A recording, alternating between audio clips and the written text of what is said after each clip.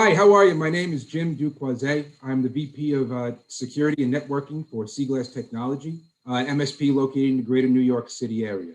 And in the most recent years, Chief Information Security Officer for a financial firm. Seaglass works very hard with all of our clients in order to make sure that your information technology and your security is in line with the business processes themselves. That allows you to make better risk-based decisions and risk-based judgments, and also maintain a level of compliance, or at least adhere to standards of compliance. You don't want to lose trust. You don't want to lose reputation. You don't want to be in a position to have to try and explain yourself to your peers in order to just maintain yourself within the industry that you've chosen. Policies are a critical top-down, high-level statement that is declaring to the world that this is what we're going to do. So if you have policies in place, that's great. I applaud you for putting them in place. How do you know those policies are actually adequate? How do you know, have those policies ever been pressure tested? Have you ever been called to the table on those policies and had them tested? These are vital things to do. You always want to start by pressure testing those things you have in place already. The policies you have in place, as well as the controls that are associated with them. Do I know if my business is performing with even just some of the basics? The two that I found to be the most problematic are access controls and backup. It's not even that you wouldn't have access controls or have backup. It's whether they're actually performing adequately, whether they're being performed and put across the board. Does everyone have to follow the rules, or only a couple of people? Are the rules being broken?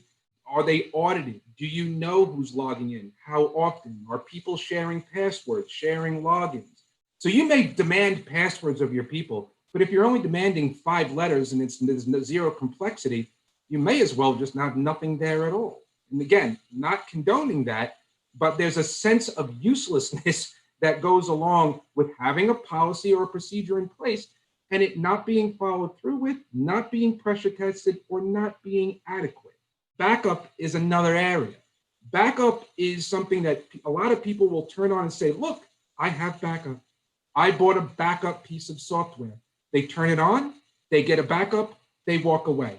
Have you ever tested your backups? This is actually a huge problem. This is something that we've seen quite often. It comes down to a lesson that I learned many, many, many years ago, and unfortunately learned it the hard way, and that is, if something is not tested, it doesn't work, period. You can have the best backup in the world. You could have paid the most money. You could have the best backup guy that came in and turned it on for you. If you do not test recovery of those backups, when it comes time for you to actually have to use it, if it doesn't work, or you don't understand the process to make it work and recover effectively, you will be out of business for a long period of time. Having backup is great. Having access controls are good, but not understanding how they interact and how they relate to everyone in your business and industry and within your company, and not understanding how to recover from those things, they may as well not be in place at all. Getting your hands on some of the very preliminary basic reports from these things. The majority of backup software will generate an overview, a high-level overview of whether there was a success or whether there were failures. They generally come in colors, green or red. You would know, I'm looking at these colors. You might take that and say, hey, that's red. Why is it red? Understanding your assets. It's not expected for you to go through and say, aha, I have the counts of all my machines here and stuff like that.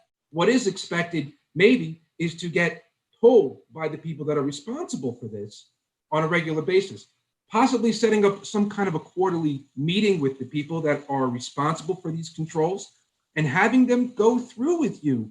These are the areas of our concerns. These are the areas that we've made some investment in. These are the areas that we've found gaps in. These are the things we're doing for it. And here's where we are currently, as well as here's where we believe that we're performing well.